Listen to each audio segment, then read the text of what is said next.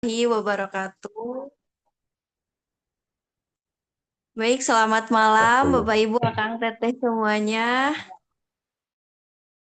Alhamdulillahilladzi arsala rasulahu bil huda wa dinil haq liyudhhirahu ala dini kullih wa kafa billahi syahida. Raditu billahi rabba wa bil islami dina wa bi Muhammadin nabiyya wa rasulah. Pertama-tama dan yang paling utama, marilah kita panjatkan puji syukur kehadirat ilahi Robi, karena atas limpahan rahmat dan karunia-Nya, Alhamdulillah, pada malam hari ini tentunya kita bisa bertemu kembali dalam ruangan Zoom. Mudah-mudahan Bapak Ibu Akang Teteh semuanya senantiasa diberikan kesehatan dan juga kecerdasan ya dalam menuntut ilmu dimanapun berada.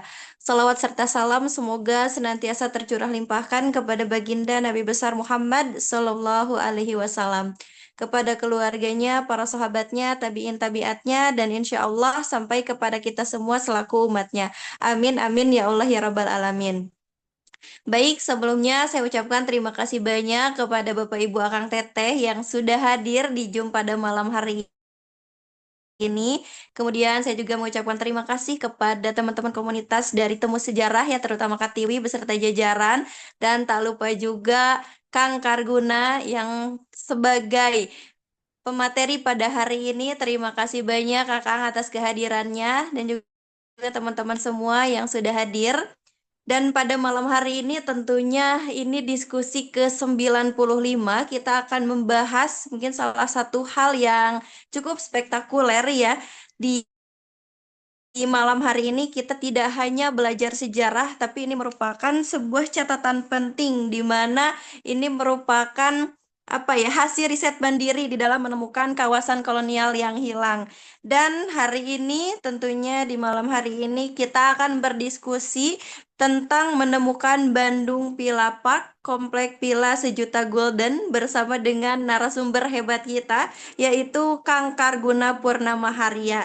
Baik, dan saya akan bacakan terlebih dahulu CV beliau, dan beliau ini pernah bersekolah di Seman 4 Bandung pada tahun 2000, kemudian S1-nya di Universitas Pendidikan Indonesia dalam program pendidikan bahasa Perancis, dan juga S2-nya mengambil Master Humaniora program Pascasarjana Arkeologi Universitas Indonesia.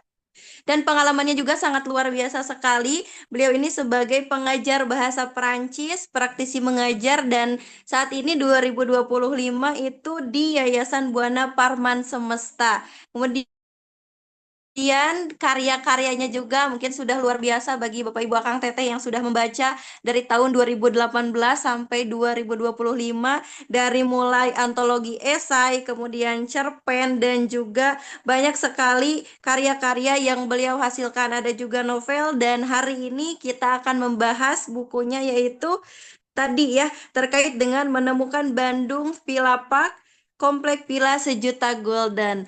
Baik, tanpa berlama-lama lagi, langsung saja kita sambut narasumber kita pada malam hari ini yang sangat luar biasa, yaitu Kang Guna Purnama Harya. Baik, kepada Kang Karguna kami persilahkan.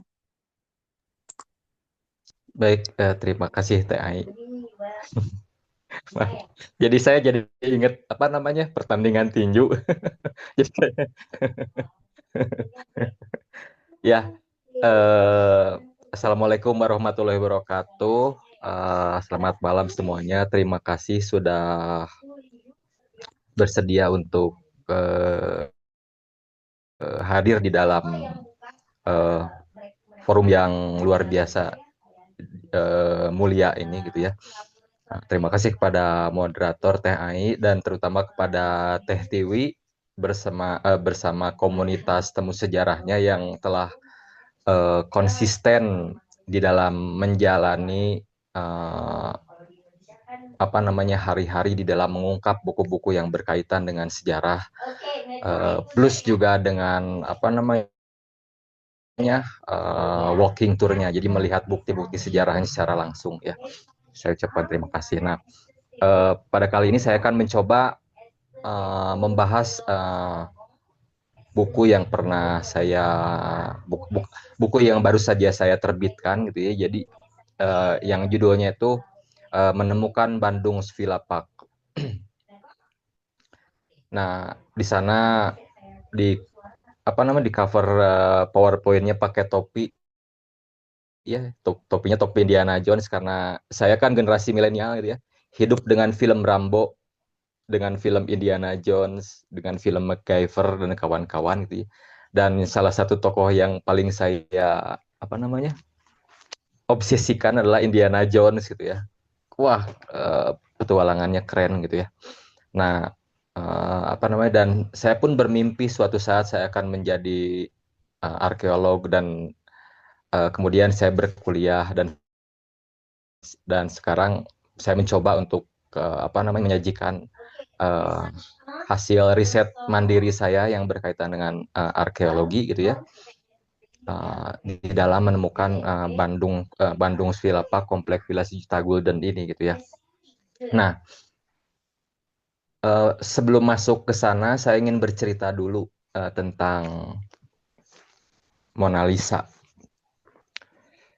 Mona Lisa ini adalah sebuah lukisan yang termahal di dunia. Tapi uh, sebelum 1911 lukisan Mona Lisa itu tidak terkenal sama sekali, hanya berada di ruang yang gelap gitu ya, di sudut Museum Louvre gitu ya.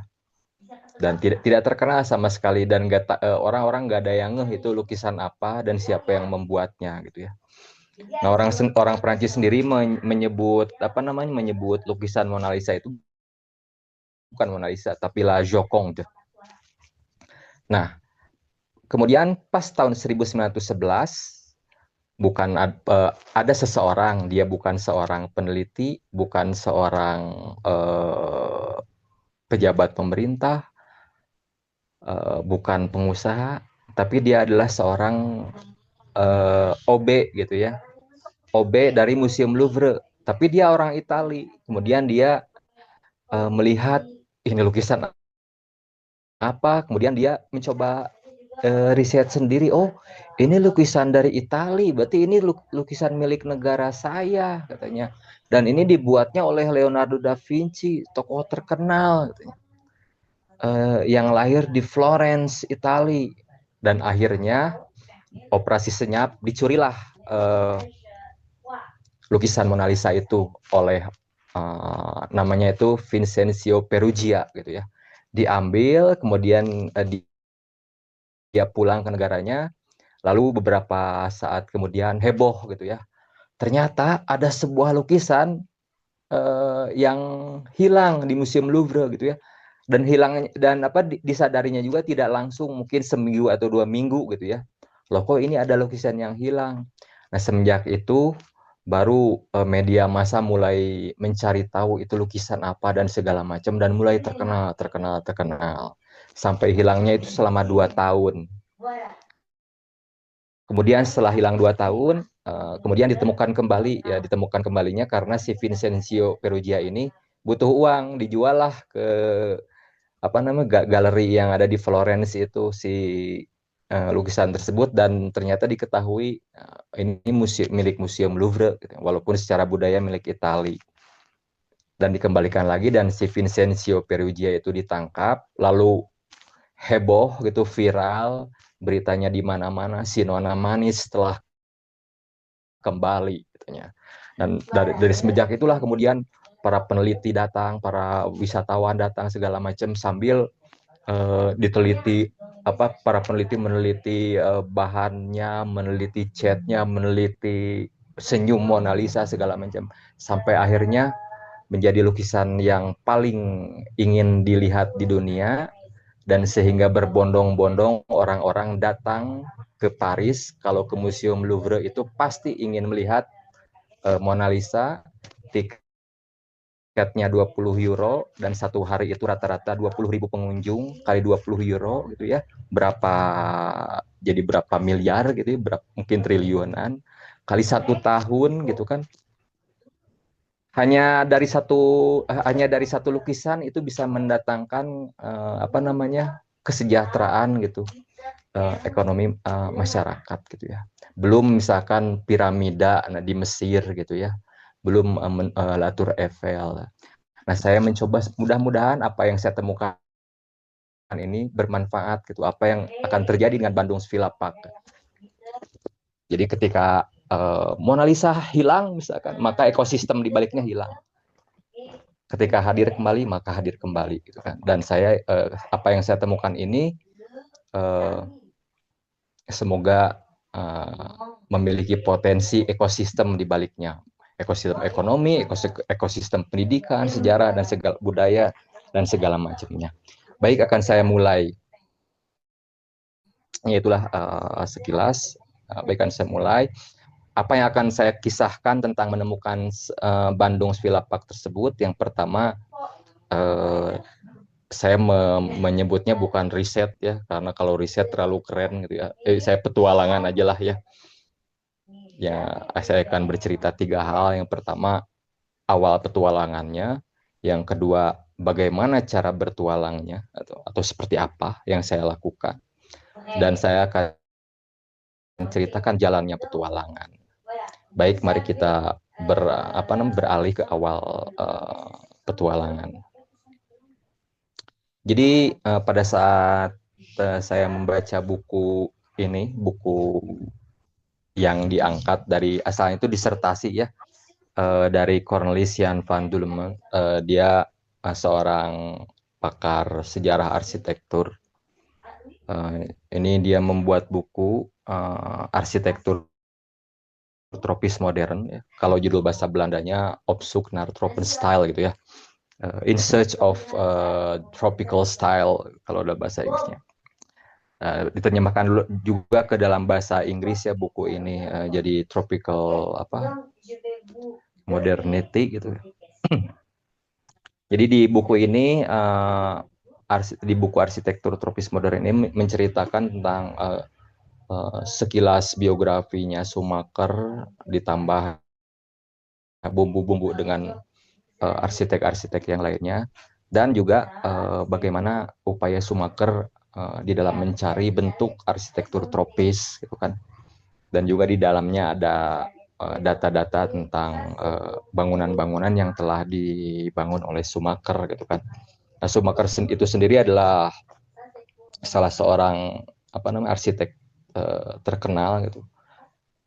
Bisa dikatakan pada era kolonial dialah yang membangun Bandung gitu kan. Nah, ada beberapa hal yang misterius di buku tersebut gitu ya. Yang pertama itu tentu bangunan yang di Jalan Sawung Galing itu kan katanya rumah Schumacher yang telah dipugar oleh Pak Dibyo Hartono yang dibantu oleh UNESCO gitu ya, kerjasama dengan UNESCO. Tapi menurut Cornelis Jan van Dulmen nggak ada bukti-buktinya bahwa itu rumah Schumacher. Pak Dibyo Hartono hanya melihat berdasarkan karakteristik ornamennya saja bahwa itu adalah rumah Schumacher, tapi belum ditemukan buktinya. Itu yang pertama yang misterius. Kemudian ada lagi rumah tinggalnya yang kalau yang sekarang kan yang terkenal itu yang ada di Jalan Lamping, tapi padahal ada lagi rumah Schumacher yaitu di Sukajadi Weh katanya. Itu masih misterius. Dan ada satu hal lagi yang menurut saya paling misterius dan paling eye catching gitu ya. Tepatnya di halaman 55 bla bla bla gitu ya. Pada tahun 1918 Schumacher waktu itu belum menggunakan nama Wolf ya. Nama Wolf itu dia gunakan pada tahun 1921 nama ibunya gitu ya. Schumacher itu membuat biro arsitektur yang bernama CP Schumacher and Asosiasi. Nah, dia mengelola si biro tersebut yang dipimpin oleh Schumacher itu mengelola sebuah perkembangan baru di Bandung, ya. Yaitu tepatnya sebuah distrik luas yang terdiri atas 90 villa yang dikembangkan di antara Jalan Dago dekat Sungai Cikapundung dan Jalan Merdeka atau Merdeka Weh gitu ya, dengan nilai sebesar 1 juta gulden. Tapi permasalahannya hanya itu saja informasinya, namanya tidak ada, cuman itu aja namanya gitu. letak spesifiknya hanya itu di antara Sungai Cikapundung dan Dago kan panjang Cikapundung dan Dago itu ya, membujur dari utara ke selatan paralel gitu kan, dan biayanya sejuta gulden. Nah saya bingung, ini kompleks ini besar segala macam proyek besar gitu ya, tapi kok namanya juga nggak ada gitu ya, tidak jelas gitu kan informasinya, hanya itu saja. Nah tapi kita lihat dulu sebetulnya apa namanya, sebelum kita lanjut kita lihat dulu Sumaker itu apa gitu, Sumaker itu apa, Sumaker itu siapa gitu ya. Next deh.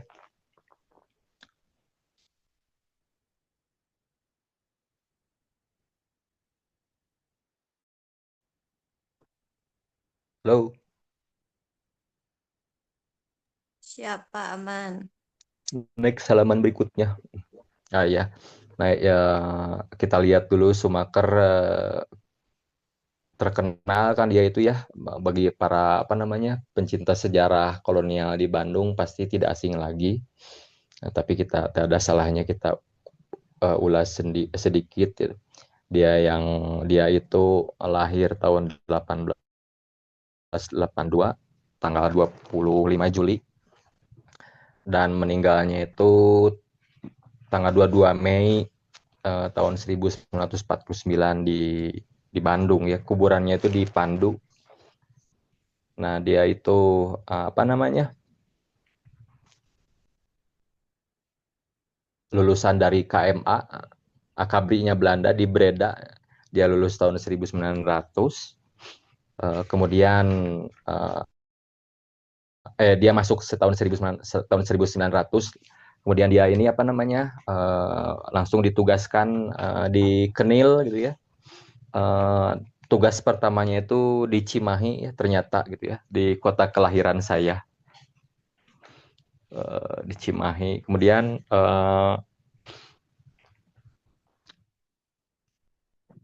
tahun 1908 dia pernah ikutan ini ternyata ya, pernah ikutan Olimpiade Anggar gitu. Nah, terus selanjutnya gitu ya, tahun 1918 dia apa namanya?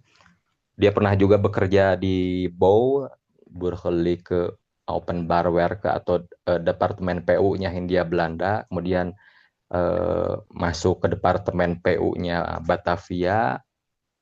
Kemudian pindah lagi jadi jualan apa, mengimpor barang-barang alat-alat teknik. Kemudian baru dia mandiri bikin apa namanya, Biro Arsitek CP Sumaker and Asosiasi.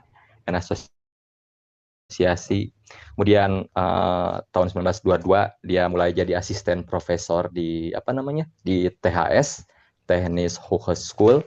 Kemudian tahun 1924 adiknya Richard dia pindah ke apa namanya, sekolah teknik di Delft, dan Richard itu profesor utamanya gitu ya. Ketika Richard itu pindah, maka Sumaker langsung mengambil alih gitu ya. Jadi apa namanya, jadi apa, mengambil alih jabatan dari si Richard gitu kan, si adiknya. Banyak bangunan-bangunannya gitu ya yang telah dia desain, di antaranya Yardbeurs, ya apa namanya yang sekarang jadi Kologdam, kemudian merenovasi Societet Concordia atau Gedung Merdeka, membangun juga AACC gitu ya, Majestic, dan juga membangun ulang ini apa, Grand Hotel Preanger. Dan kemudian karyanya yang paling monumental itu yang ada di Jalan Setiabudi 229, yaitu Villa Isola ya. Yang apa namanya yang dulu dipesan oleh Dominic Willem Beretti ya, yang pemilik Villa Isola awal gitu ya. Dan ternyata Villa Isola itu hidup gitu ya, hidup, punya biografi dan bisa beraksi gitu ya. Biografinya Villa Isola itu awalnya jadi rumah tinggal, kemudian setelah jadi rumah tinggal menjadi hotel, setelah menjadi hotel menjadi museum pas era zaman Jepang, kemudian setelah menjadi museum pas perang kemerdekaan jadi arena tempur, kemudian terbengkalai, kemudian menjadi PTPG, pendidikan tinggi, perguruan tinggi pendidikan guru gitu ya, dan pernah menjadi Unpad juga ya, Fakultas Keguruan dan Ilmu Pendidikan. Jadi PD baik ya, sudah jangan ke Jatinangor. Tapi saat itu ya, itu betul gitu ya, di UPI saja gitu, karena UPI juga Unpad gitu kan sebetulnya. Kemudian nah itu yang bangunan apanya paling monumental dari Sumaker gitu ya. Nah, kemudian itu sekilas tentang Sumaker, langsung saya masuk ke rasa penasaran saya. Sebetulnya ada nggak sih para peneliti yang udah pernah mengulas walaupun sedikit gitu ya tentang apa namanya kompleks villa ya sejuta gulden tersebut. Namanya juga enggak, dan saya pengen tahu apa namanya gitu ya. Saya belum menemukan saat itu namanya Bandung Villa Park gitu ya.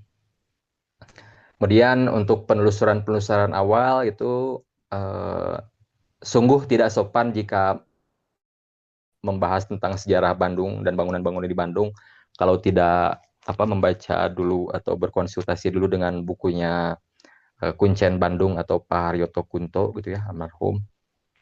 Saya baca membalik-balik buku Semerbak Bunga di Bandung Raya, ternyata di sana tidak ada gitu informasi tentang pembangunan kompleks Villa Sejuta Gulden yang dibangun oleh CP Sumaker and asosiasi, nggak ada gitu ya. Tapi ada diceritakan bahwa di area sekitar sekitar Taman Sari, di antar Taman Sari dan Dago itu ada pembangunan, tapi tidak ada spesifik tentang Villa Sitagulden dan dibangun oleh Sumaker.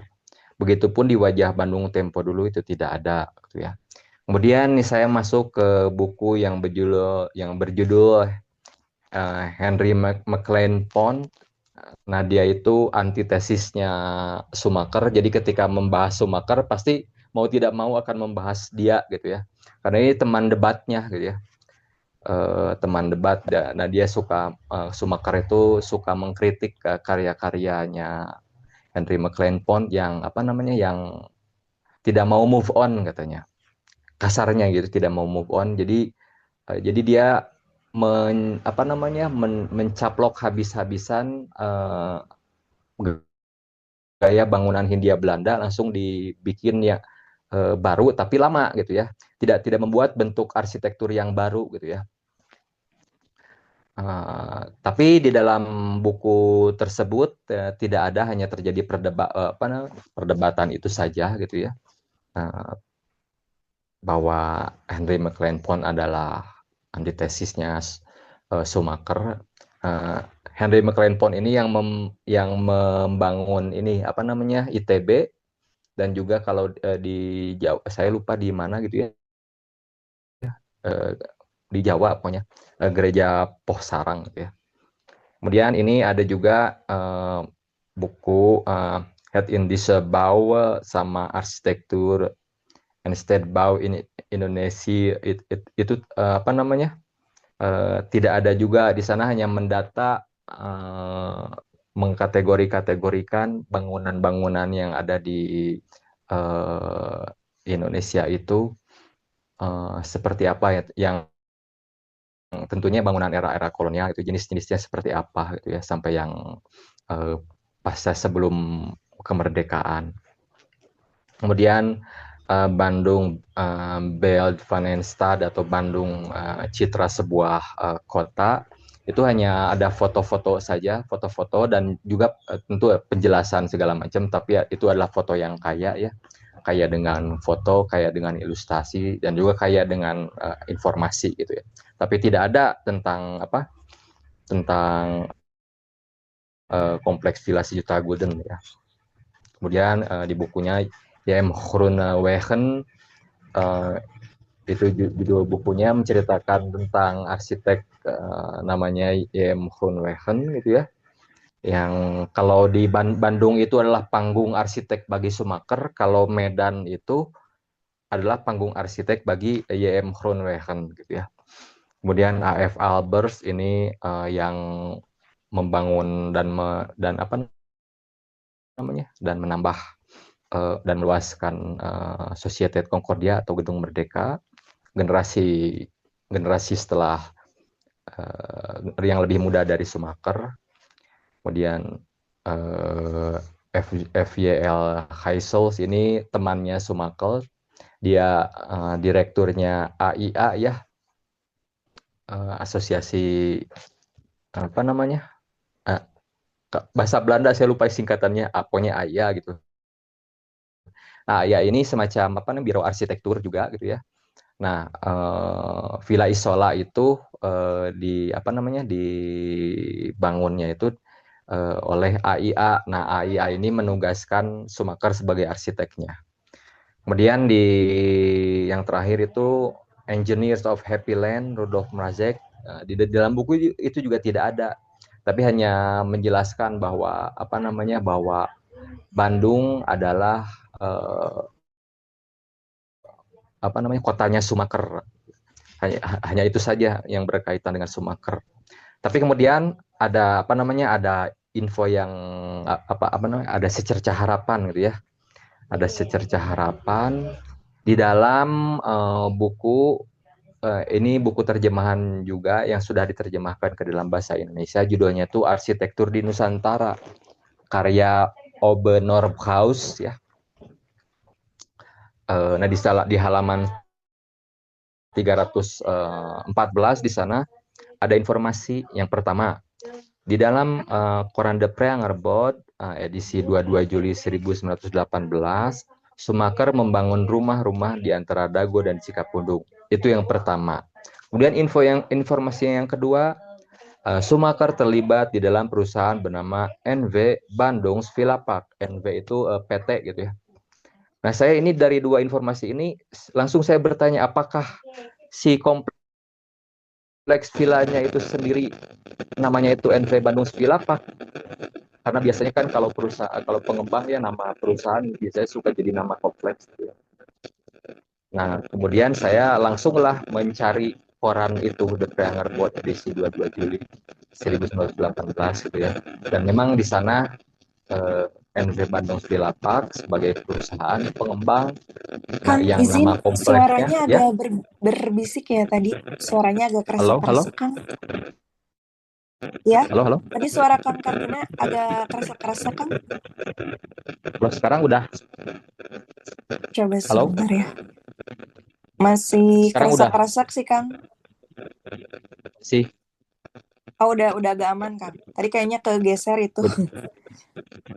Coba. Udah. Tapi kedengeran. Halo? Oh ya, ya, siap, Kang. Oke, oke. Sampai mana ya barusan? Oh ya. Pas di koran tersebut memang diinformasikan bahwa nama Oh ya, masih kompleksnya keresek-keresek, Kang? Atau ini ya, coba nggak pakai... oh saya buka aja gitu ya, Oh, nggak pakai ini iya, ya. Kang. Mm-mm.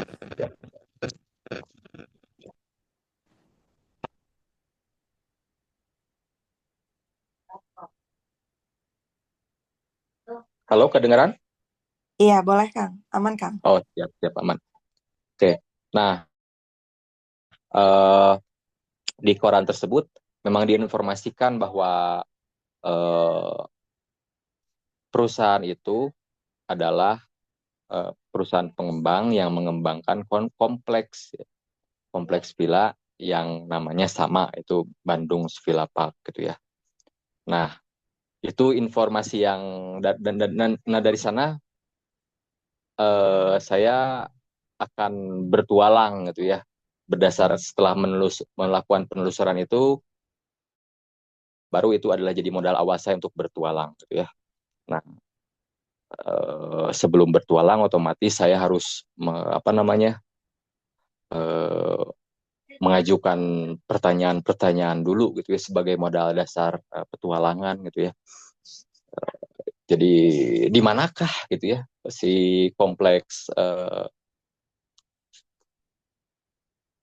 Bandung Villa Park itu gitu ya, yang sudah diinformasikan di koran The Pranger Board yang saya dapat informasinya dari buku Arsitektur Nusantara. Kemudian bagaimana kondisi lahannya sebelum dan sesudah dibangun gitu ya. Kemudian karena itu PT pasti ada penjualan gitu ya. Nah, saya pengen tahu bagaimana strategi penjualannya. Kemudian karena itu kompleks yang besar pasti ada di dalam peta. Bagaimana bentuk tata ruangnya dalam peta? Karena itu kompleks pasti ada blok-bloknya. Bagaimana bentuk bloknya gitu ya. Setelah itu kemudian eh, karena di buku Sumaker itu hanya ada informasi sedikit, namanya juga tidak ada gitu ya, hampir hilang di dalam ingatan kota Bandung itu sendiri. Nah, jadi saya pengen tahu sejak kapan Bandung Swila Park itu tidak diperbincangkan lagi dan mengapa gitu ya.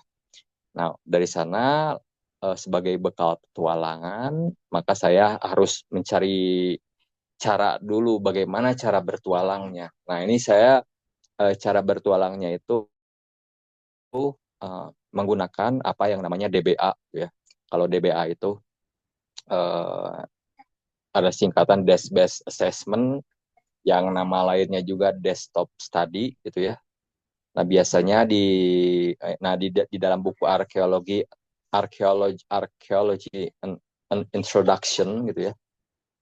Uh, Desk Based Assessment ini biasanya dilakukan pada tahap archaeological reconnaissance atau eh, kalau di dalam diartikan secara harfiah pengintaian arkeologi gitu ya. Dan dalam istilah resminya itu penjajakan arkeologi. Nah, biasanya si arkeolog itu harus menyelesaikan pekerjaan rumahnya dulu di balik meja.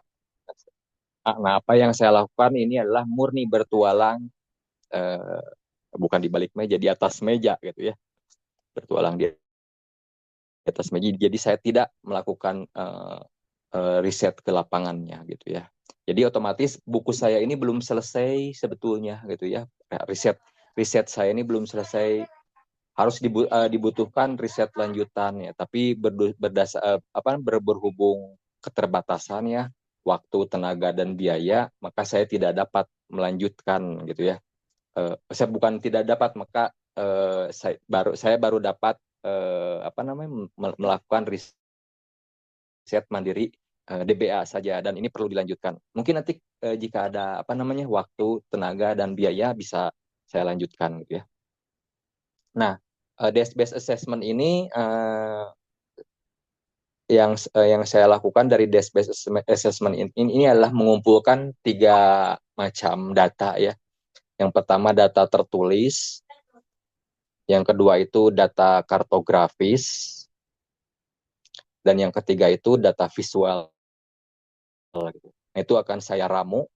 Nah, akan saya ramu dan akan saya pilah-pilah gitu ya untuk menjawab 5 pertanyaan yang tadi itu kan. Baik untuk itu, jadi saya akan cara bertualang pertama yaitu petualangan yang pertama saya menggali dulu informasi tertulis gitu ya. Nah, kembali lagi ke tadi koran yang koran yang The Pranger Board yang edisi 22 Juli itu gitu ya. Next teh. Nah, untuk lebih detailnya informasi yang saya dapatkan di edisi The Pranger Board edisi Senin 22 Juli tahun 1918. Judulnya itu artikelnya di kolom ketiga ya, dan artikel pendek gitu ya. Judul artikelnya Hots Villa Park. Jadi di sana diinformasikan bahwa sebuah perusahaan pengembang yang bernama Bandung Villa Park didirikan, dan direksinya itu adalah Sumaker and Asosiasi. Kemudian di sana diinformasikan juga komisarisnya, namanya itu B Strifland sama W Sweat. Saya nggak tahu itu singkatan dari apa ya, B sama W itu. Kemudian biayanya 1 juta gulden, yang modal awal untuk eksekusi proyek tersebut 600.000 gulden harus sudah diserahkan tanggal 1 Oktober. Kemudian lokasinya di antara Dagoweх dan Cikapundung. Kemudian luasnya itu adalah 130.000 meter persegi dan jumlah bangunannya 90-an kafling. Nah, itu adalah berita koran pertama atau sumber tertulis pertama yang saya dapatkan informasinya dari buku OB Norbraus. Langsung saya mencari korannya gitu ya. Biasa mencarinya di situs Sejuta Umat untuk para sejarawan, itu di situs Delver. Saya mencari korannya di sana dan saya berpikir itu kan proyek besar ya, biayanya 1 juta gulden gitu. Kalau 1 juta gulden itu kalau dikonversikan mungkin sekarang itu mungkin ya gitu ya, saya udah ngecek sudah berdiskusi juga dengan ChatGPT gitu ya, kurang lebih 1,5 triliun gitu ya. Nah ini sebuah kompleks ada 90-an coupling, kemudian biayanya besar. Di era itu tidak mungkin hanya ada dalam satu koran, pasti ada koran-koran berikutnya gitu ya. Setelah itu kemudian saya menelusuri koran-koran berikutnya dan saya menemukan sebuah masih di koran yang sama tapi edisinya berbeda. Next. Edisinya yaitu edisi Rabu 25 September 1918. Nah ini Bandung Svilapak di sana menjadi headline ya,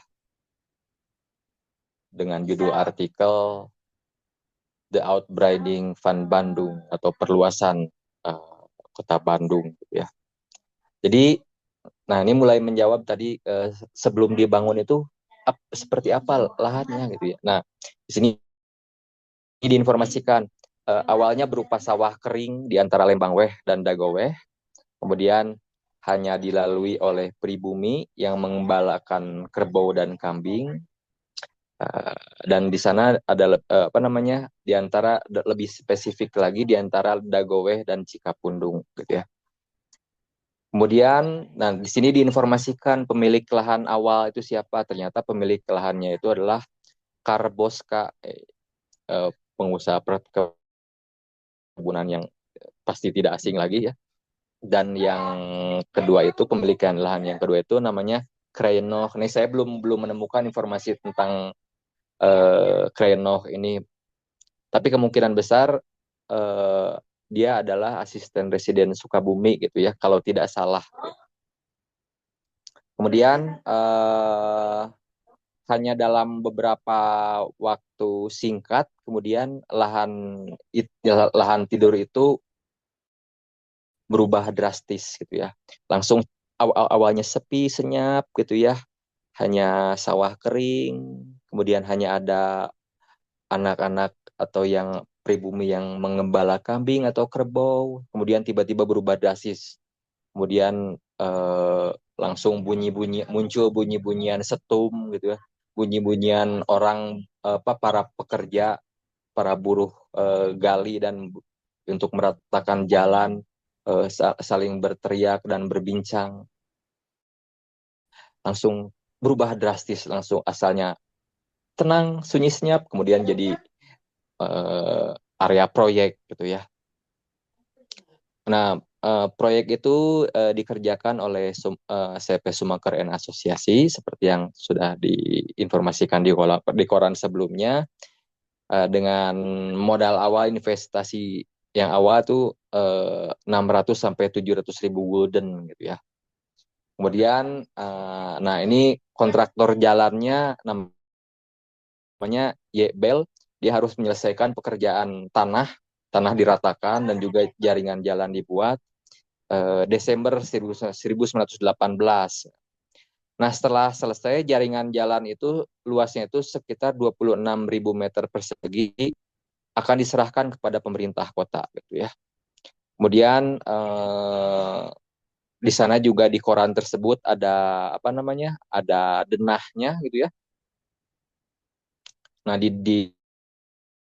ketika ketika saya menghitung denahnya itu, si petak-petaknya itu ada 84, ternyata bukan 90 tapi 84 kafling.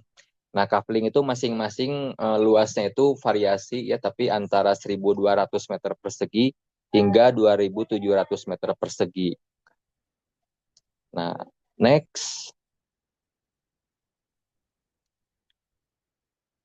Nah, ini kurang lebih ilustrasinya ya dari sawah, oh, kemudian jadi area proyek gitu ya.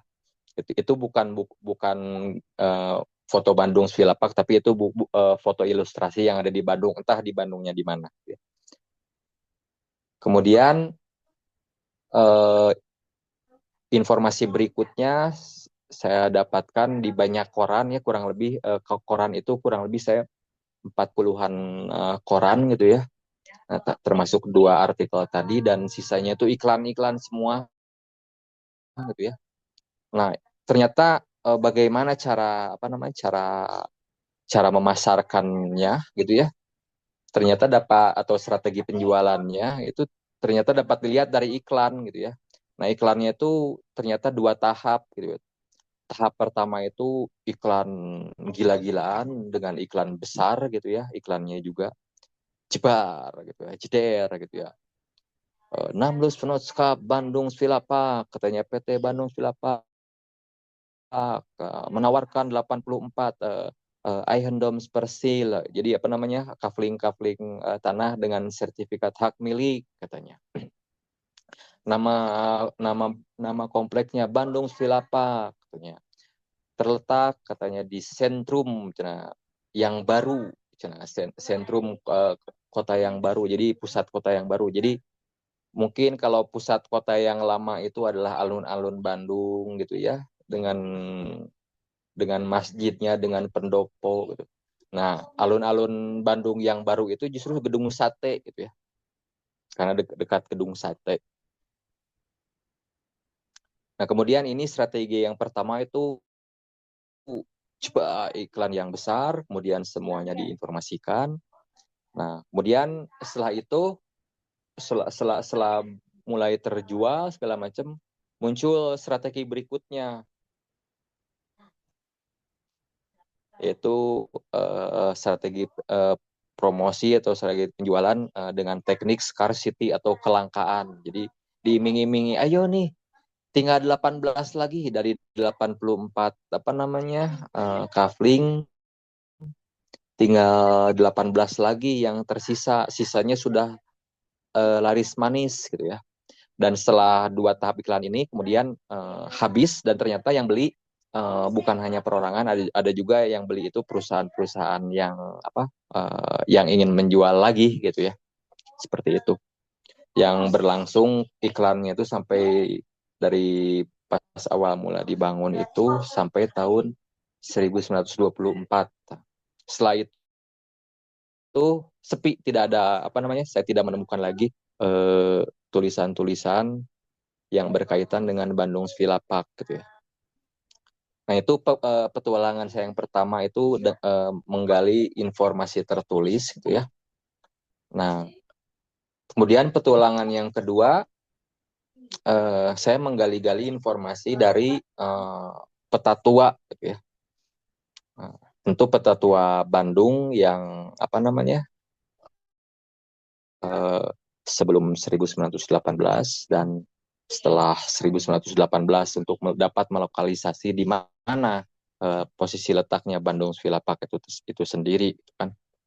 Dan itu saya apa namanya harus menemukan peta-peta Bandungnya. Nah, di sini saya menemukan peta Bandung dari tahun 1905, kemudian 1910, kemudian 1921, kemudian 1924. Next deh.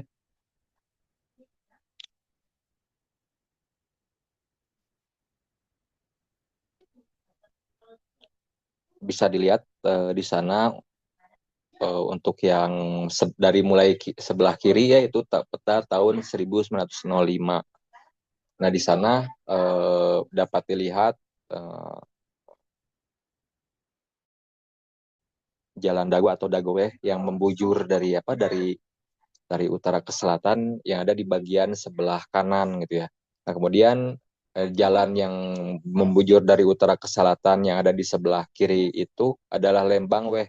Nah, di tengah-tengahnya itu adalah yang meliuk-liuk itu Cikapundung gitu ya. Nah, di sana area di antara Dagoweh dan Cikapundung itu masih kosong gitu ya. Masih kosong. Begitu pula tahun 1910 gitu ya, masih kosong, mungkin masih sawah atau seperti apa. Baru kemudian mulai tergambar sudah mulai terisi gitu ya, sudah mulai ada gambaran proyek tahun 1921 gitu ya. Tapi belum ada namanya di sana gitu ya. Di sana dilihat yang hitam-hitam itu, titik-titik hitam itu ITB sudah terbangun gitu ya.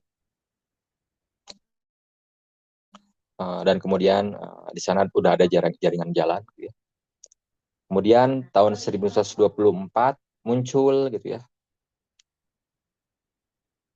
mulai ada apa namanya yang merah-merah seperti bunga tulip gitu. Itu ada tulisan Villa Park. Ya. Tapi saya belum yakin apakah Villa Park itu ya apakah Villa Park yang ada di peta tahun 1924 ini adalah Bandung Villa Park itu sendiri. Saya langsung membandingkannya dengan denah gitu ya. Dengan denah next dengan denah yang ada di koran.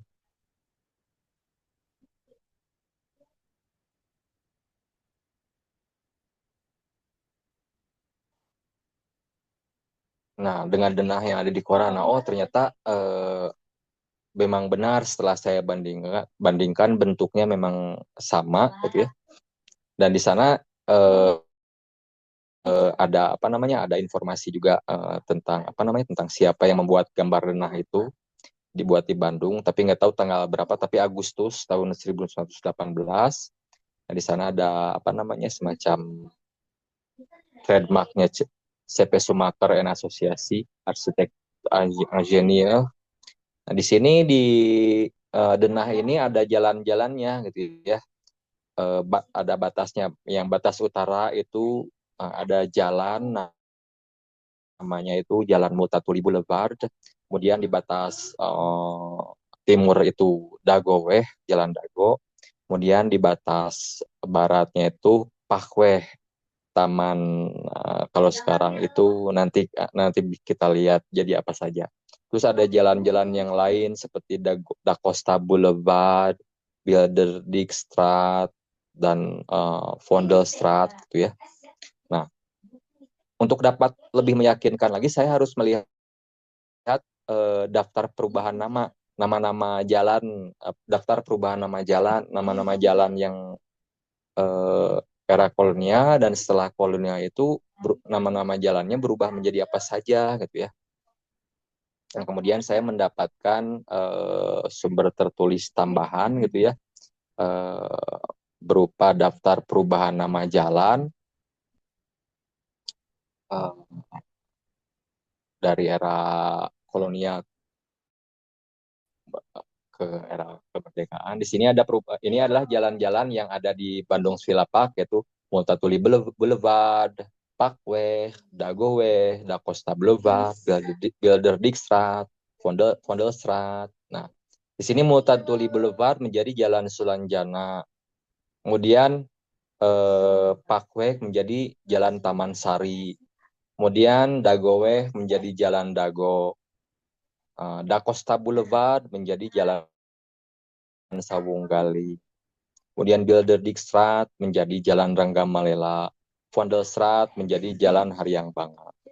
Nah, kemudian setelah mendapatkan informasi tersebut, langsung saya bandingkan juga gitu. Selain membandingkan denah, kemudian membandingkan dengan peta tahun 1924, lalu saya bandingkan juga dengan Google Map yang ada saat ini. Nah, ternyata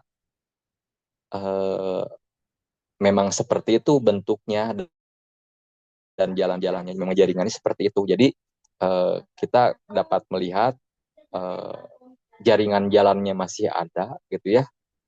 Nah, dengan menggunakan data kartografi digital gitu ya. Nah, tapi tentu karena saya melakukan asesmennya di atas meja, saya tidak dapat eh, karena keterbatasan, jadi saya tidak dapat untuk melakukan survei gitu ya, survei secara fisik gitu ya. Jadi ini buku saya ini nanti riset saya ini harus dilanjutkan gitu ya.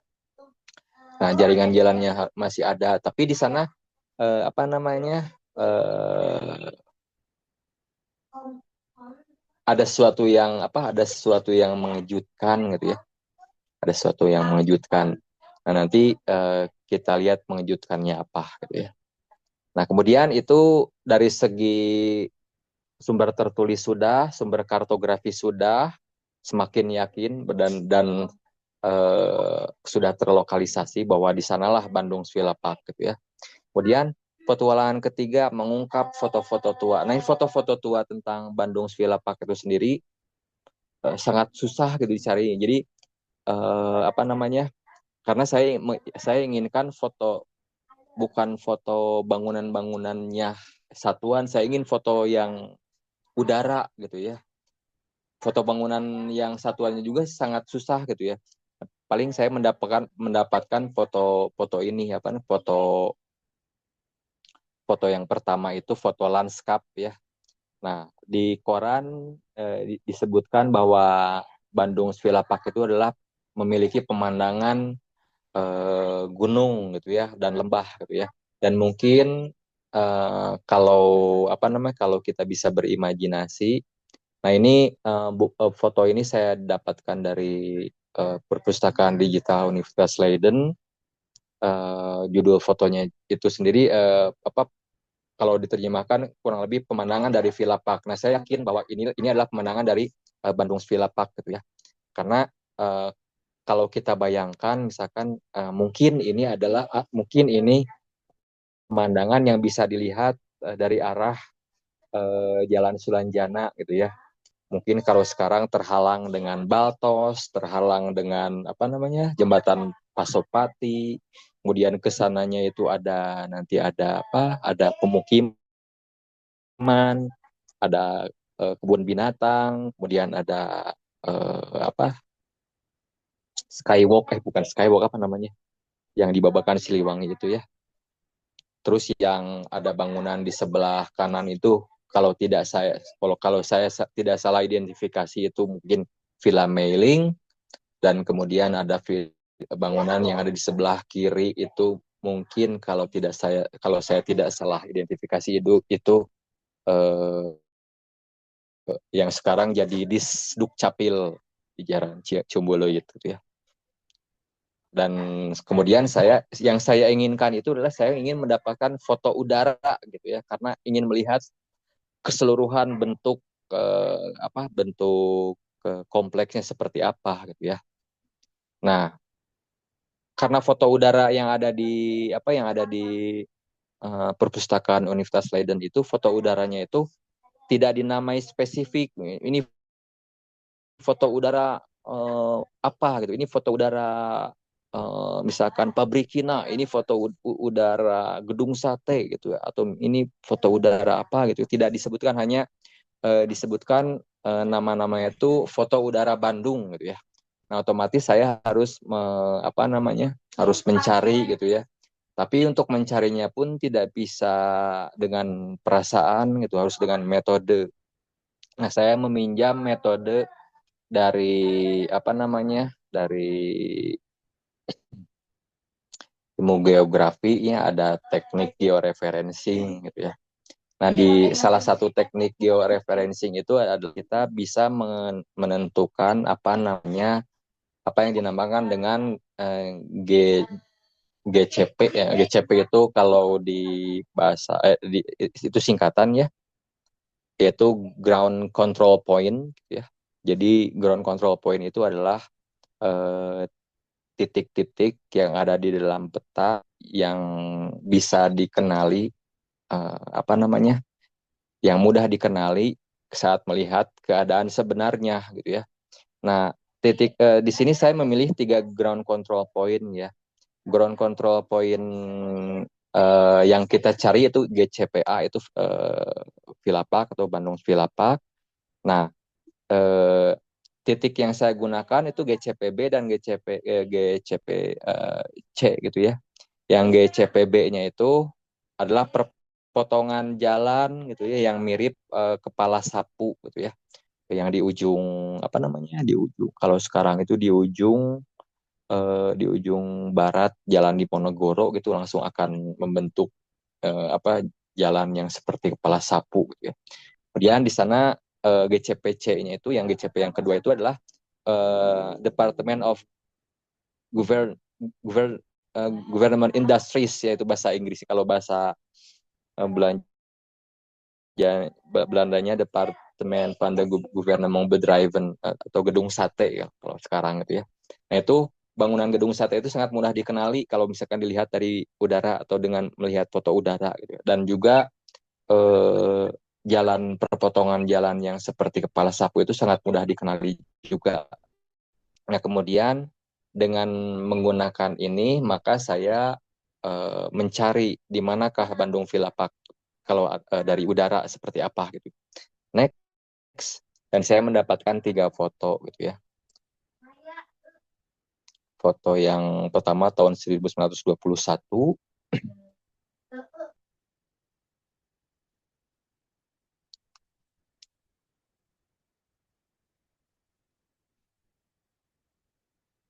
dalam foto 1921 tersebut kita dapat lihat dengan jelas gedung sate gitu ya.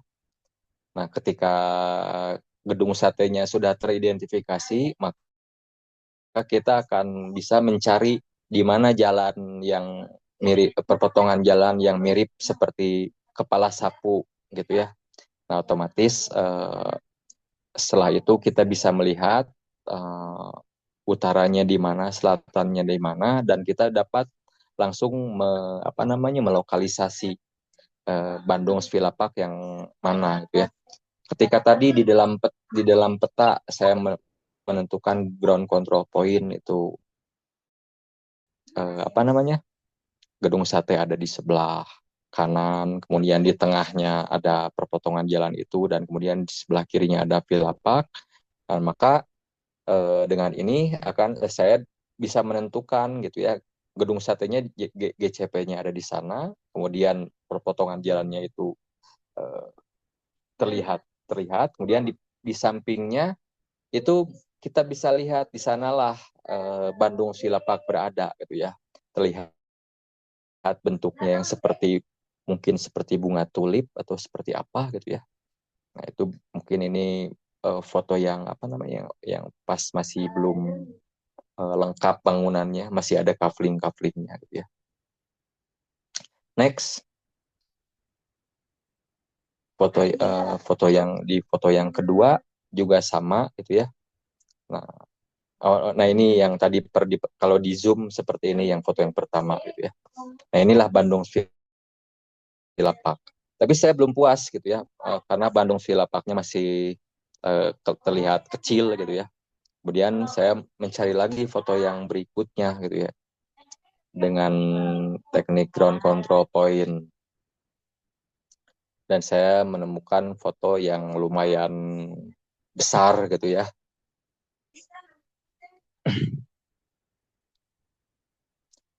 Next, foto 1925. Nah ini kita bisa lihat gitu ya, gedung sate ada di ujung sana gitu ya. Ketika gedung sate aja ada di ujung sana, kita bisa melihat perpotongan jalan yang seperti kepala sapu. Otomatis setelah gedung sate ditemukan, perpotongan jalan yang seperti sapu ditemukan, maka di sanalah Bandung Svilapak berada. Next.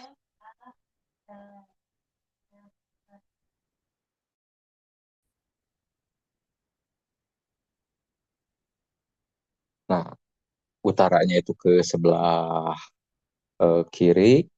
Di ujung sana itu, di ujung atas itu gedung sate, kemudian di tengah-tengah ada perpotongan jalannya, otomatis di sebelah bawah itu, di sebelah eh, barat gitu ya, itu adalah Bandung Vilapak. Bisa kelihatan Parkway yang melingkar atau Jalan Taman Sari yang melingkar gitu ya. Dan kemudian ini tahun 1925, kemudian foto berikutnya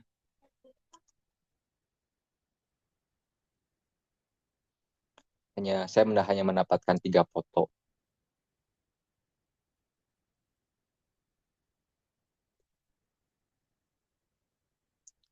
Nah ini sangat dari atas banget gitu ya, ini fotonya bisa sangat jelas uh, uh, gedung sate kelihatan. Ketika gedung sate ditemukan, maka otomatis di sana kita tinggal memindai dengan mata kita di mana perpotongan jalan yang seperti kepala sapu gitu ya, dan otomatis di sana kita akan dapat menemukan di manakah arah utara selatannya dan di mana eh, lokasi Bandung Vilapak itu gitu ya, tergambar dalam foto.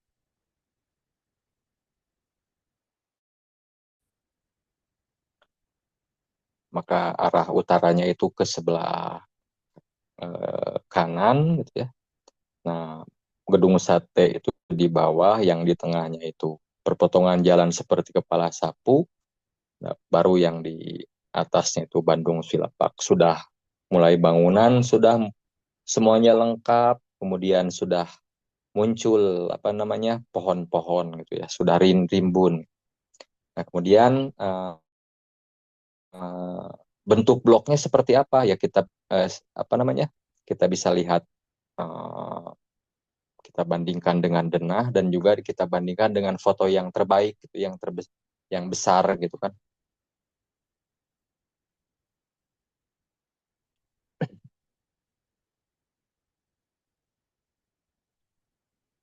Jejak blok demi blok, nah, kita bisa melihat di sanalah blok-bloknya gitu ya.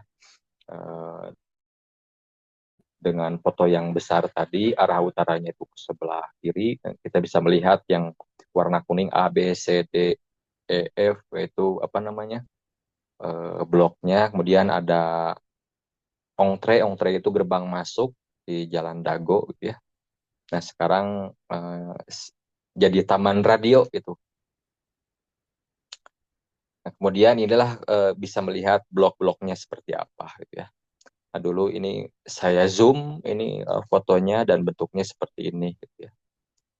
Ya, Ongtre atau gerbang masuknya seperti ini ya, sekarang jadi taman radio. Kemudian blok A seperti apa, blok B dan seterusnya gitu ya.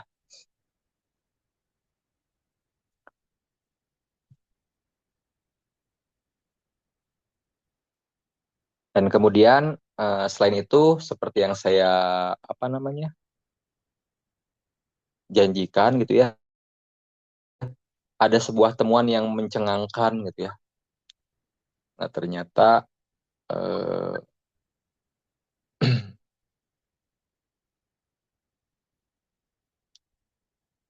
rumah yang ada di rumah yang ada di Jalan Sawung Galing itu ada di dalam kompleks Bandung Villa Park gitu ya. Jadi uh, yang asalnya Pak Adi Biohartono melihat rumah itu disebut rumah Sumaker hanya berdasarkan karakteristik ornamennya saja, tapi sekarang dengan adanya temuan ini, rumah Sumaker itu menjadi sah, itu rumah Sumaker, walaupun yang mendesainnya nggak tahu siapa gitu yang ada di Biro Arsitektur, tapi yang jelas yang menandatangannya dan nama perusahaannya menggunakan perusahaan Sumaker gitu ya. Mungkin ininya si PPT-nya mungkin agak demam. Iya. Ya ini karena pakai ini ya Kang, PPT belum di Pakai PDF-in hak lupa. PPT. Aduh, jadi Nggak apa-apa. Nah, apa namanya? Mungkin itu saja yang dapat saya sampaikan. Dan yang terakhir itu eh, pertanyaan yang terakhir itu kan tadi ada 5 pertanyaan. Pertanyaan terakhir itu Bandung Silapak dilupakan itu eh, kalau dari tulisan itu setelah 1924 itu tidak ada diberitakan lagi ya kalau di koran, begitupun di buku-buku. Tapi kalau di peta itu eh, peta terakhir itu adalah peta tahun 1935.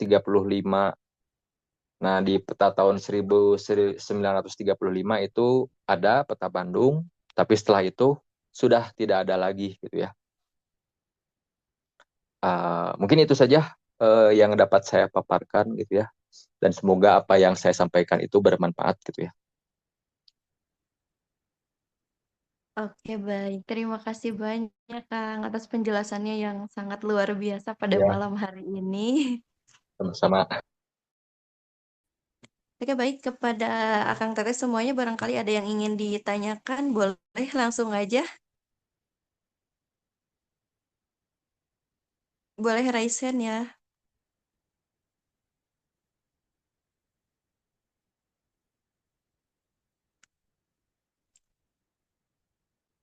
Mangga kepada Kang Teteh yang sudah menyimak, barangkali ada yang ingin ditanyakan, boleh banget. Ingin menyapa dulu itu ada teman saya itu tadi namanya Cepi. Boleh, Kang. Cepi anak anak bahasa Jepang. Wah, Masya Allah. Oh, Genki desu ka? Genki katanya. Assalamualaikum Kang, Damang. Waalaikumsalam. Madamang, Dapat Genki, Genki. kene Kang. Alhamdulillah, Kiki. Oke, boleh dari Kang Aka Abimanyu, barangkali ada yang ingin ditanyakan. Silakan.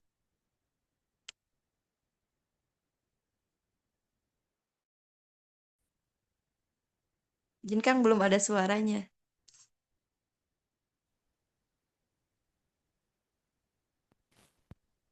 Saya buka ya. Kedengeran? Suara saya kedengeran? Oke, sudah masuk. Oh malah pakai headset nggak kedengeran. Halo, Assalamualaikum. Malam Kang. Saya Abi Manyu dari Bandung, tapi sekarang dari sekarang Waalaikumsalam. ini Jakarta. Salam kenal, Pak. Salam kenal Kang. Waduh, saya pengen ketemu langsung nih, diskusi seru. Sebelum nanya, punten. Tadi saya mau nanya apa namanya? Boleh punten dijelasin. Tadi kan mau dipaparin ya? Atau sorry kalau saya yang kelewat, mau dipaparkan kembali lebih detail batas Bandung Villa Park. Kan ada Costa Boulevard, sekarang jadi Sulanjana. Maaf, Bultatuli Boulevard kan jadi Jalan Sulanjana segala macam. Nah, itu batasnya itu kan batas utara ya, kayaknya kalau kalau batas yang di daerah Cilaki itu masih masuk Bandung Villa Park gak, Kang? Soalnya kalau memang itu masuk Bandung Villa Park, dengan pengetahuan saya yang terbatas tentang kawasan situ, karena yang saya tahu perumahan-perumahan di Cilaki, Cibenying itu kan dibangun sebagai pendukung tempat tinggal pegawai gedung sate dan sekitarnya ya, Government Border Event GB. Nah, apa itu bagian dari Villa Park? Bandung se-Villa Park? Cilaki. Sebentar saya melihat dulu peta Cilaki itu mana. Maaf. Apa ya? Bukan Cilaki Cilaki aja itu. ya. Apa nama yogurt teh? Sebentar. Yogurt Cisangkui. Itu tidak termasuk. Itu di area agak sebelah apa namanya? Tenggara Gedung Sate ya, atau Betul. sebelah timur Gedung Sate.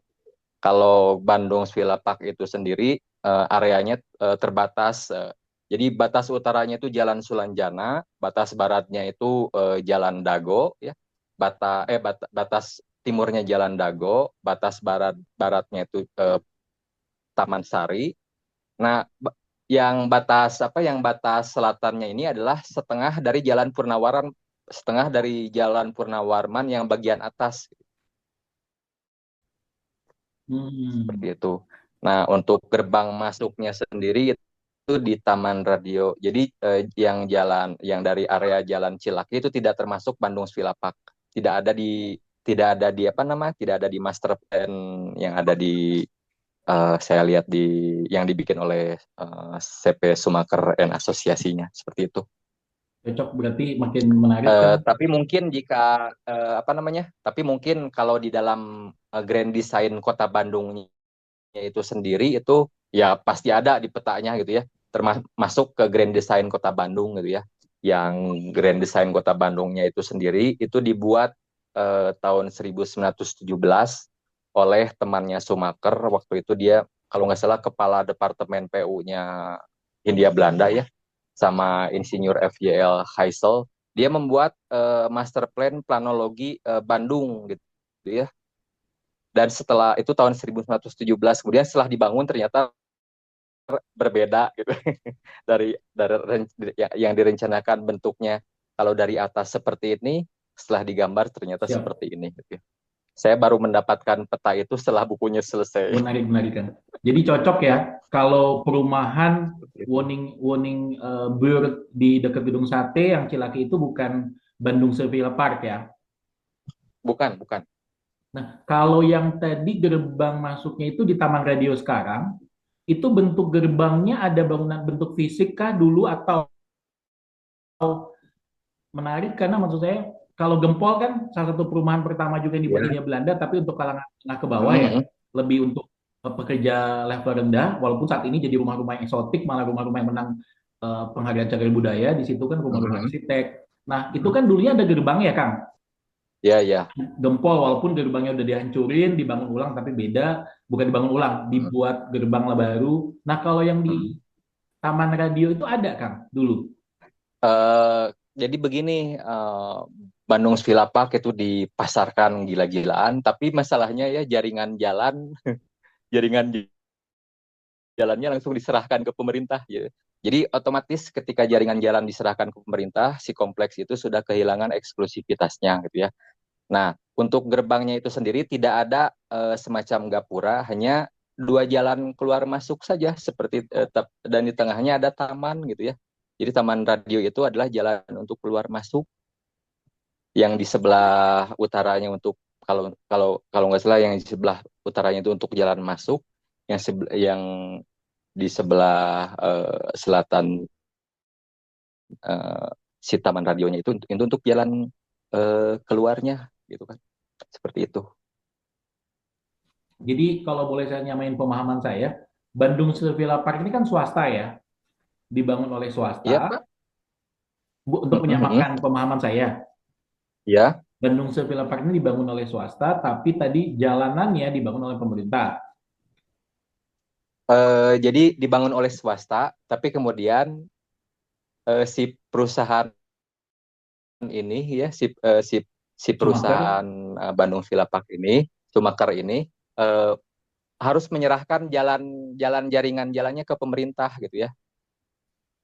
Entah apa alasannya saya belum menemukan, tapi itu perusahaannya itu bangunannya dibeli gitu ya, secara dibeli, dijual bebas gitu ya, dan pasti ada mendapatkan keuntungan, tapi si jaringan jalan bukan milik penghuni kompleks gitu, tapi milik pemerintah gitu. Baik. Entah bagaimana gitu hitung-hitungannya di baliknya gitu ya, seperti itu. Saya belum menemu juga itu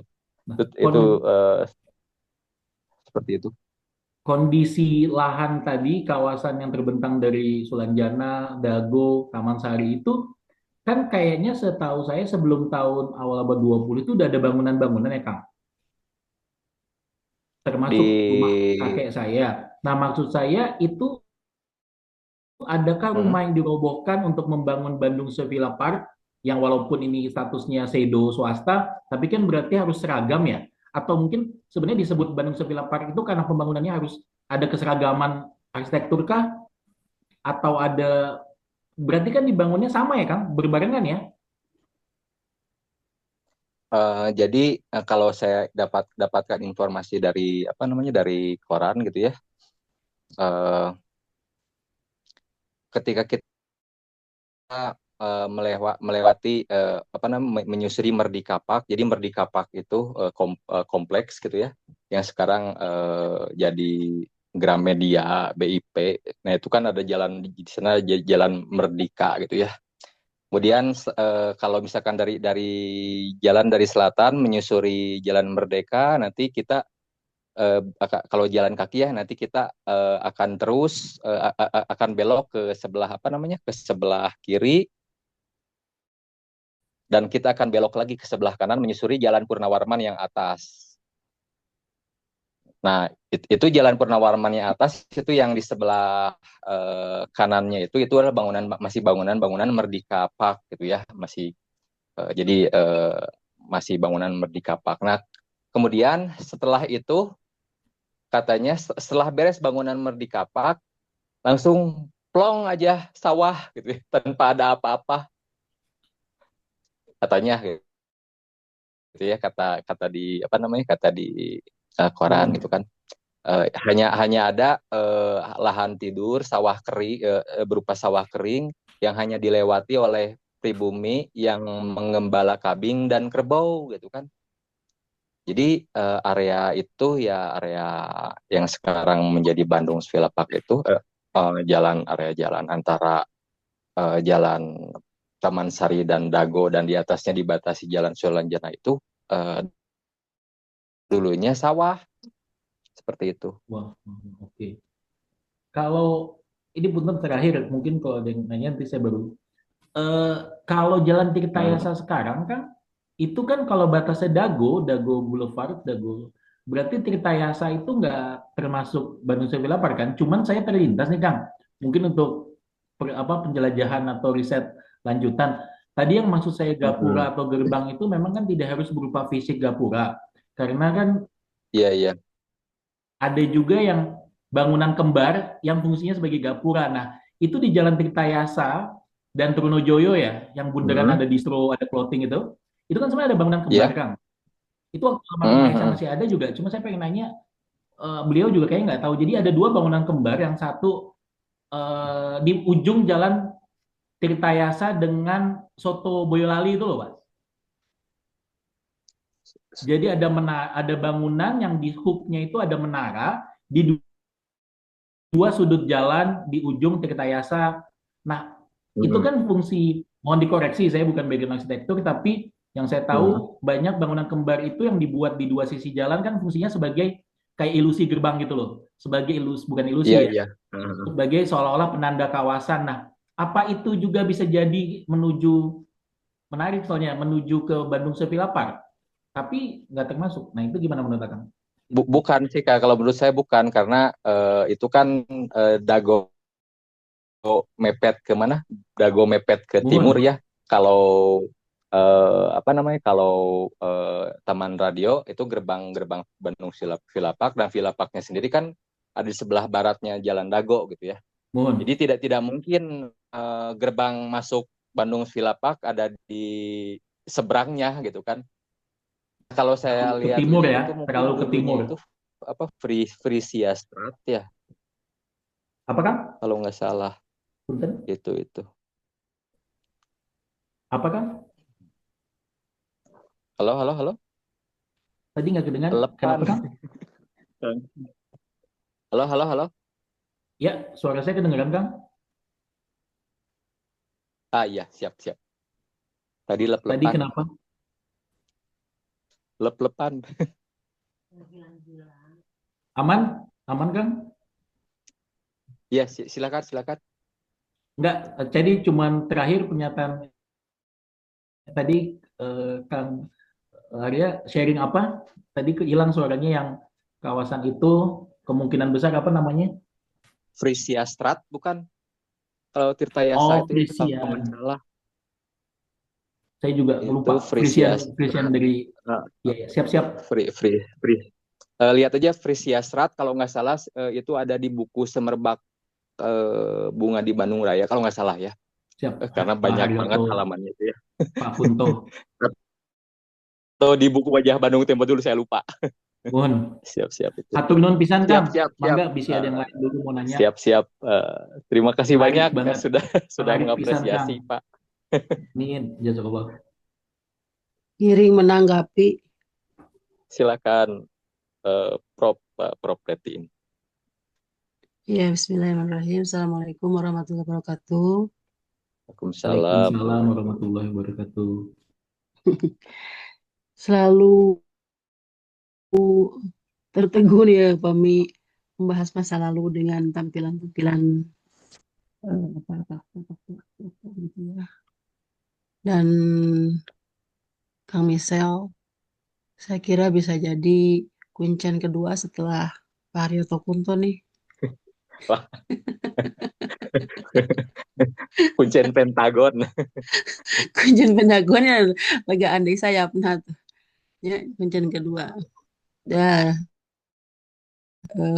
dengan kepiawaian membuka akses-akses arsip kolonial ya ini sangat berpotensi ya jantan penanyaan kayak ya kenaan Bandung Orang Bandung pintar. Tempo dulu. Orang pintar. Nah kemarin itu ya kegiatan di Pemkot Kota Bandung aya ti arsip kota cenah teh gaduh teu aya cenah sakedik arsip eta nah teu acan kadinya meureunna kabisaan untuk membuka arsip kota Bandung. Ya walaupun Bandung upami kota kan masih muda merenya ari kota nama tapi kawasan Bandung kan sudah sangat tua begitu. Nah itu teh sih karena pemerintah kota Bandung perlu bantuan ya teh ya tentang kesejarahan kota Bandung gitu ya. Tapi di dia aya anu ti Pemkot teh ada orang-orang yang namina teh yang berhubungan dengan ya kepemerintahanan gitu ya. Nah saya kira kami ini bisa diberdayakan itu ya untuk yang berhubungan dengan sejarah kota Bandung. Yang kedua, tak ima penaros ya. Kan dina buku Pak Haryoto Kunto Bandung Tempo dulunya ada dijelaskan bahwa Bandung itu tercipta lantaran saurna aya dua saudara yang diasingkan dari Belanda, dari negeri Belanda karena kesalahan politis atau apalah. Tapi Bandung ketika diasingkan justru menjadi surga bagi mereka. Kamu terang teu saha namina eta. Isu kena itu belum tahu. belum ya. Itu ada bagian yang diceritakan itu Pak Haryoto Kunto. Saya membaca Bandung Tempo dulu itu SMP kelas 2 misal. Ya kan misal kelas 2 SMP terus baca eta gitu. Mata nun jauh dari Sukabumi pikiran teh ya Bandung. Ya karena baca eta gitu nya. Dan terus jalan awe kitu marinan. Kedah ke Bandung. Nah, diteraskan di Pasihan ke Granesia sama Rapungan di Bandung Raya gitu ya. Konol pisan juga bantal. Nah, jadi semakin terpikat gitu pada Bandung itu. Eh, tapi tadi tuh ya ada numutkeun Pak Haryoto Kunto seperti itu bahwa ada dua saudara yang diasingkan dari negeri Belanda ke Bandung dihukum lah gitu merenannya tetapi justru di pembuangan itu menjadi surga buat mereka karena Bandung itu memang sangat indah tahun gitunya. Cara kawasan hutanna berarti si gayo nanya ada leuweung barato mah dengan penuh keindahan alam air terjun merenannya tangkal-tangkal anu apa aragung gitu ya terus karolot ya. Nah, upami biasa pamilarian kan tah dua saudara eta dah gitu ya. Siap. Ya. Bagi kita juga mungkin Zaman kan saya teh kalau baca buku Haryoto Kunto sama Wajah Bandung sama Semerbak tehnya tidak pernah dari awal, pasti dari sesuatu yang saya butuhkan saja gitu ya. Itu mah baca skimming eta zaman mah. tahun berapa teh? Nanti saya tidak zaman era apakah era VOC kah, apakah era setelah VOC atau era setelah 1900, karena itu kan beda-bedanya itunya apa namanya, Bandung itu sendiri kan awalnya dari Bandung tua gitu ya, Bandung Kolot Heeh. yang ada di apa sekarang Dayakolot sekarang, kemudian tahun 1000 terus pas Dandels tahun 1800 berapa, 11 kalau nggak salah, Siga nama eh, eta mah waktu Bandung pindah gitu ya. ku negeri Belanda siga nama atas POC siga nama. Heeh. Mm-mm. setelah setelah VOC berartinya, setelah era Berarti ya. VOC. Udah dibuka deui-nya Bandung teh Mm-mm. Perduna.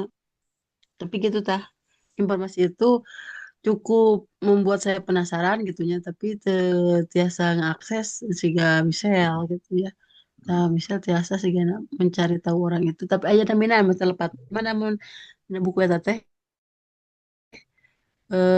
itu bisa ditelusuri lah. Ya, itu aja ya. Siap, siap. Kita teh mah wilujeng entong sadayana dibuka tuh. Kita penasaran ya jaminya mau meling kena. Jadi sudah meses, sudah penasaran itu mah tah. Ya, Jadi ya. mungkin bukunya harus dibaca ini ya oleh kita gitu ya. Nuhun, terima kasih Kak Panitia. Hmm, Oke. mohon. Ya, Pater Nuhun. Enggak, satu lagi dari siapa? Kak Cepi Kusuma.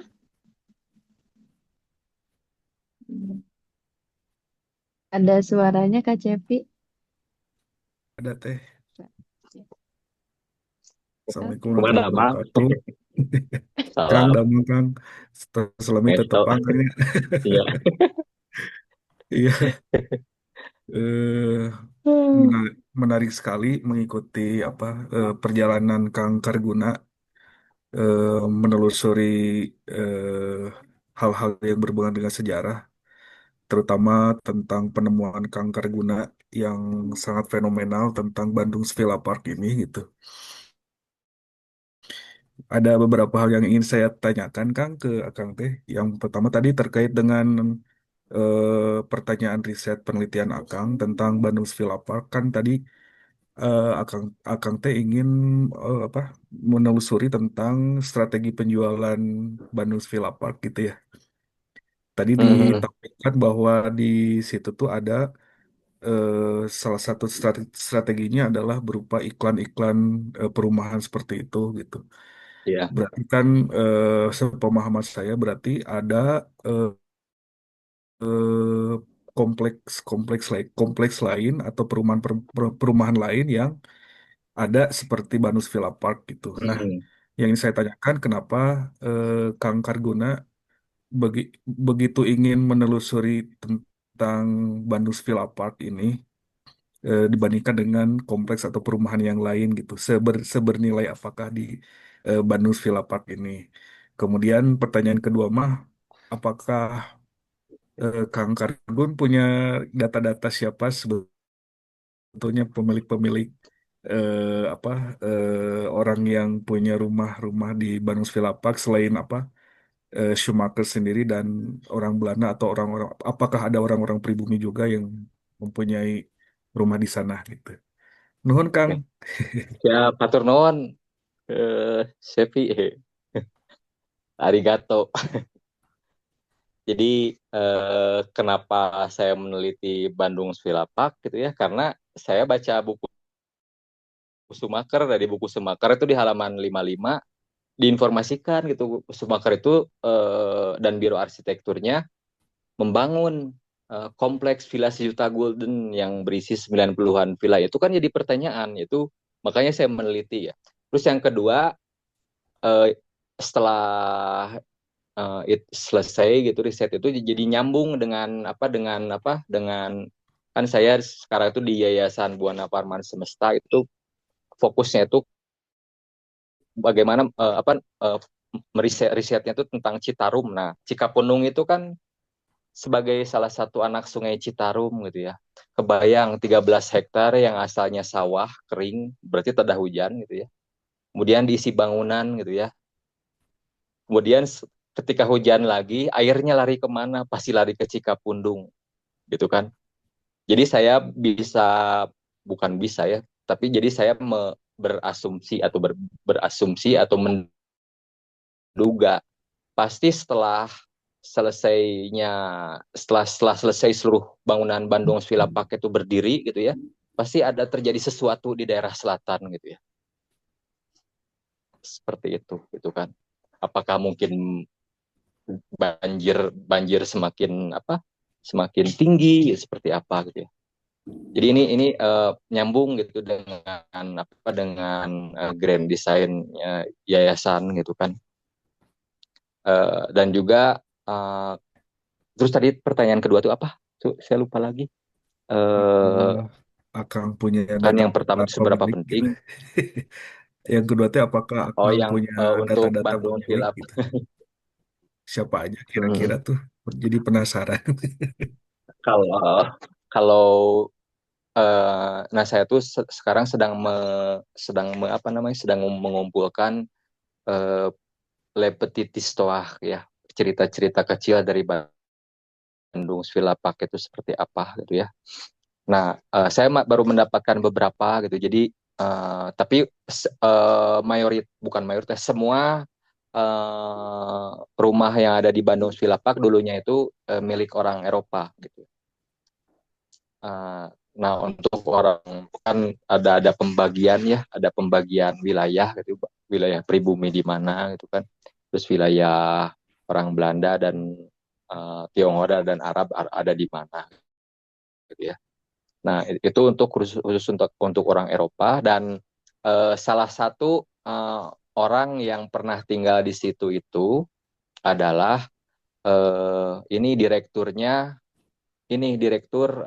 penerbit. Nah, kalau misalkan suka ngelihat kan buku-buku jadul Belanda, G. Kolff and Co. gitu ya. Nah, itu salah satu rumahnya ada di Bandung Villa Park ya, tepatnya di Multatuli Boulevard yang sekarang itu jadi Jalan Sulanjana gitu ya. Nah, yang orang pribumi ketika melewat situ itu bukan Multatuli Boulevard tapi Butatuli Gulipar.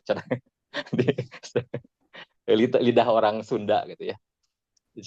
Yang di sana itu yang di Jalan Multatuli Boulevard atau Sulanjana itu dulu di kanan dan kirinya itu ada pohon-pohon ganitri gitu ya, yang rindang. Yang biasanya pohon-pohon ganitri itu adalah menjadi sarang burung-burung